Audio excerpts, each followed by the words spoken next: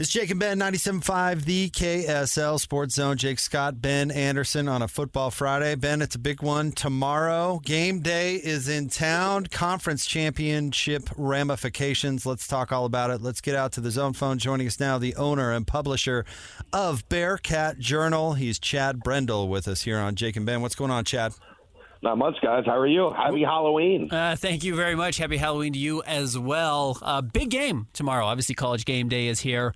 I've got to admit, I can't quite put my finger on what Cincinnati is because the record's great. You know, they're making top 5 hottest team in college football list. But I look at who they've beaten, and I'm not quite sure I'm sold yet that the resume matches the reputation. So what am I missing, or where are you on this Bearcats team? I mean, they are doing winning football things, and that's really kind of the key ingredient behind all of this. They're not turning the ball over. They're not making negative plays. They've allowed 2 sacks on the entire season, and they've gotten first downs on the play immediately after both of those sacks. They're playing great special teams, and they're keeping teams out of the end zone. And, however it may look, and, in the Big 12, it's hard to tell because Iowa State was expected to be a conference contender when this thing started. Injuries have kind of derailed them. But I think the big thing to look at here is in almost all of these games, Cincinnati has gotten out early, and they've won comfortably. And I think a big reason is that they're getting great quarterback play. They can run the football. And they don't make really many mistakes. They've had a little too many penalties, but other than that, they're playing error-free football for the most part, and that's a winning formula. So I don't think it's any secret that Utah prioritizes running the ball, and I think a lot of this game might come down to Cincinnati's ability to stop it and Utah's ability to do it. At least with Utah, that's what it came down to in the game against Texas Tech, because it just doesn't appear like Utah's throw game is super dynamic. So my question to you is, how is Cincinnati up front, and how are they against the run? They've been mostly good against the run. They've had 2 games against Bowling Green from the MAC and against Oklahoma State, which are 2 of the worst teams they've played. Those teams ran the ball really well against Cincinnati. Other than that, Cincinnati's done a good job against the run. A lot of it's going to come down to how many snaps I think that they get from Dante Corleone. He had an ankle injury early in the year, missed a couple weeks, has been good since he came back, but his snap counts have been lower. And there's a feeling that some of that is they've gotten into these game situations and they haven't had to play him a ton. They haven't been forced to put him out there a lot. So they're trying to keep him fresh for this stretch run, which is probably, Utah, Arizona, BYU, and then TCU. It's by far their toughest 4-game stretch of the season. So if he's healthy and able to give him one of their higher snap counts of the season, he's been an All-American. He's been an All-Conference guy. He is dominant at the point of attack and generally takes up 2, sometimes 3 offensive linemen to keep him out of the backfield. If he's limited on snap count, if he's only out there 30, 35 snaps, it bodes pretty well for Utah's running game. If they have him in the middle for, a larger number, 40-plus snaps, I think that bodes well for Cincinnati being able to stop the run. They haven't faced an offensive line this good. Utah maybe has the best offensive line in college football. So we'll see. It's a 3-3-5 defense. It's susceptible to the run, so that has to be a big concern for Cincinnati coming into this game. But they're going to know we got to stop the run if we're going to be successful in this game. So, that part's going to be interesting to watch. Chad, how big of a loss is Evan Pryor? They've been kind of Evan Pryor and Tyree Walker, kind of the 1-2 punch. It's kind of a thunder and lightning type deal. I'm sure you guys have seen the highlights of 4 or 5 times this year, Tyree Walker's just run somebody over. Evan Pryor's the run past you guy. And that hurts, not having that more explosive back. My guess is we see more of a feature back instead of a 2-back rotation, where Tawee Walker just kind of absorbs those Evan Pryor carries. So I don't think it's going to hurt them, a ton. But not having that guy out there that can, if he gets a crease, can take it for 60 yards to the house is definitely a shock to that big play nature of some of Cincinnati's offense. So you mentioned they've gotten good quarterback play from Sorsby, and I would say, give us his story a little bit. He made it. He started at Indiana, right? Why has it been so successful at Cincinnati? Like I mentioned earlier, he's not making mistakes. He hit a rough patch at the end of last year. Cincinnati started 5-2 last year, and down the stretch, Sorsby faltered and made some bad plays. Was trying to maybe do too much at times. Was not a guy that understood when to throw the ball away, when to make the quick read. Held on to it maybe a little bit too long. He hasn't done that this year. There's been incredible growth in his game.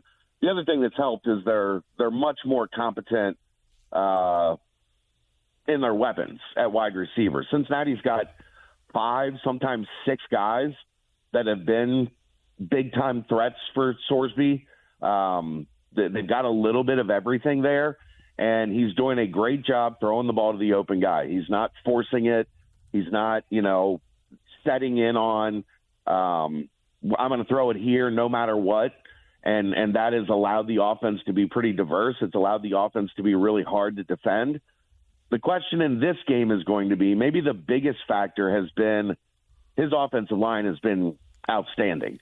And are they going to be outstanding against the pressure that Utah wants to bring on the quarterback? He's had really good numbers against pressure, really good numbers against the blitz this year. But, they haven't played a defense that's going to try to attack the quarterback like this.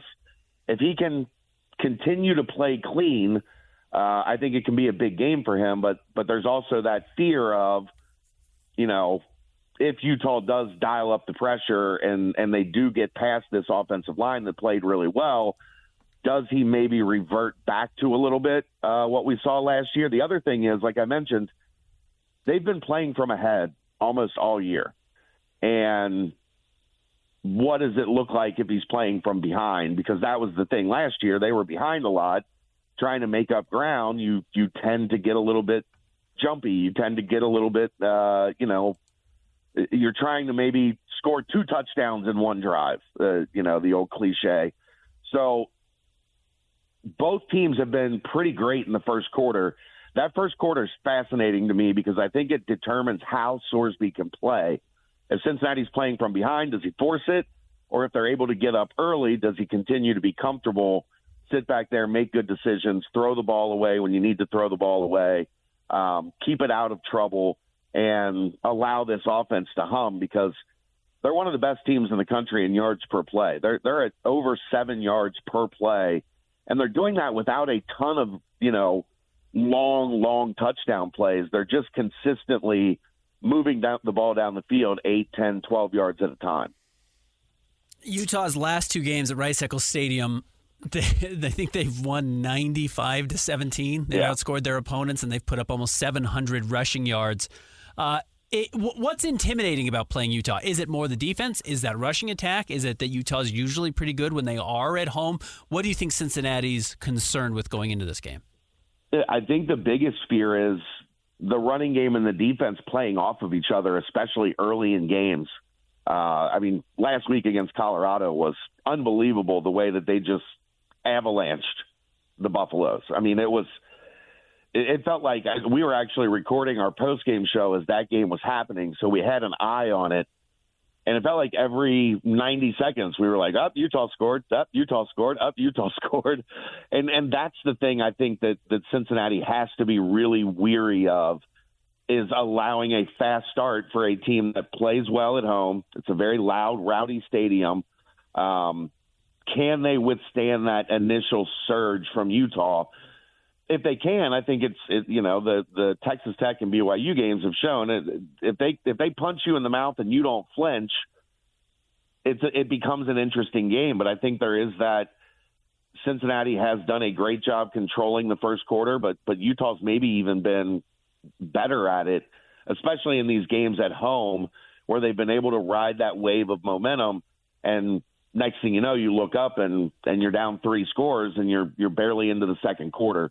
And they do that in tandem. They do it with great defense. They get you off the field. I'm not telling you guys anything new, and then they run the football right at you and make you stop them play after play after play. So, that's the thing I think that this Cincinnati team has to be concerned coming into this game is keep your composure, try to limit Utah's offense early, and they can't have multiple 3-and-outs or short drives early in the game, because that's one of the other things that Cincinnati's been very good at. They've got a great punter. So if they can get a first down or two and get the ball near midfield, they can pin you inside the 15, inside the 10, and make you drive consistently throughout the game. But if you can get them 3-and-out and you can flip the field on them, they haven't dealt with that much this year. Teams have been starting, 15, 20-yard line throughout the season and have had to have long, sustained drives. It'll be interesting to see if Utah does get a couple 3-and-outs on this offense and they can start at the 30, 40-yard line. That plays right into how they want to run the football. The most interesting thing I think about the Big 12 as a league right now, Chad, is that it's wide open. There's no dominant program. There's no big dog. There's no even like sleeping dominant program, right? I mean, even when Texas sucked for years, they were still kind of Texas, right? In the Big 12 now, it's anybody's ball game. So my question to you is, where do you think Cincinnati fits long term? Can they be a football program that is a perennial contender? I think so. And a lot of it is where they're located, the resources that the university has committed to the program. And they've been on this kind of 20-year run now of a lot of changing situations, a lot of moving conferences, a lot of changing coaches, but they've consistently continued to stay at or near the top of the conference that they're in. It'll be a little different in this scenario because most everybody in the Big 12 is committed to winning and funding football at a pretty similar level. So I think there's going to be a lot of year to year to this in the Big 12. But this program has shown, even when they were in the Big East and they weren't the team that was spending the most or the team that was funding at the highest level, they went to the Orange Bowl and they went to the Sugar Bowl while they were in the Big East, and they won or shared 4 conference titles in 8 years. So they have that ability, and they have shown that sustainability as a program. And I think Scott Satterfield deserves a lot of credit. He took a lot of heat early, but they had kind of a long-term vision of how they wanted to build this thing. They didn't take shortcuts to get there. Maybe they took a little bit more lumps than expected, but now you're seeing that stability. Now you're seeing it pay off in how they've built this roster. And I think they do have, I don't think anybody's going to be a regular mainstay in the conference championship game in this league. But you want to be a team that in November has a chance to get there. And I think they do have that sustainability. Is this Cincinnati's biggest game since the Cotton Bowl? Probably, yeah. There was a game the year after the Cotton Bowl against Arkansas in Fayetteville that I think if they had won that game, the momentum could have continued at the rate that it was at.